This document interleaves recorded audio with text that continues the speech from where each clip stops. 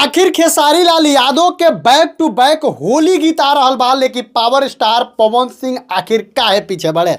Video में बनल रही, एक एक बात पर चर्चा कर जाई। बात एहू पर हुई कि जवना आस्था सिंह के power star Pawan Singh launch कैले, पावर स्टार पवन सिंह अपना जीवन के बड़ा बड़ा गाना आस्था सिंह के दिले, आस्था सिंह के साथे इतना बड़ा मूवी कैले, आ उ पवन सिंह आखिर का नाराजगी हो गई, का दिक्कत हो गई कि वो आस्था सिंह के छोड़ देले।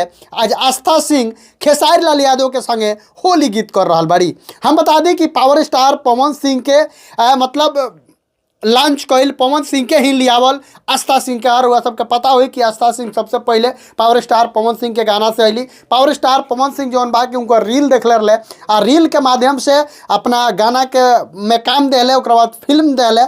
आज पावर स्टार पवन सिंह और आस्था सिंह में दूरी बन गई बा। आस्था सिंह उतना दूर हो गई बाड़ी कि पावर स्टार पवन सिंह के कोनो गाना नहीं करत, कोनो फिल्म नहीं करत। लेकिन भैया रउआ सब जानते बानी कि जौन आदमी पवन सिंह से दूर होला, पवन सिंह के विरोधी होला, आ चाहे पवन सिंह से तनी ऐसा दूरी बन जाला, उ आदमी खेसारी लाल यादव के बहुत करीबी हो जाला।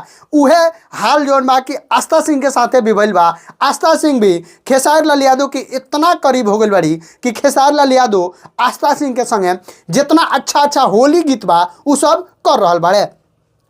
हम लोग सबके बता दी कि पावर स्टार पवन सिंह के अभी एगो होली गीत के कोनो खबर नहीं है।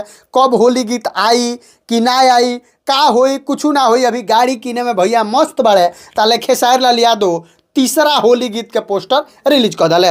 लेकिन हम बता दी कि पावर स्टार पवन सिंह हुआ, उनकर जब गाना आई तो तबाही हो जाई, उनकर जब गाना आई तो पूरा सिस्टम हैक हो जाई। ऐसे पवन सिंह अभी शांत बढ़े कि अभी तो 2-4 दिन पहले सरस्वती पूजा बीतल बा, तो भाई थोड़ा सा आराम से गाना कल जाई होली के। कौन जल्दी बा, कोनो जल्दी थोड़ी बा। ऐसे पावर स्टार पवन सिंह जौन बाकी अभी कोनो गाना करे के मूड में नहीं खन, कोनो गाना नहीं खन करत। लेकिन भैया खेसारी लाल यादव लगातार जौन बाकी 2 गो गाना रिलीज कर दिल बड़े, तीसरा के पोस्टर रिलीज कर दिल बड़े।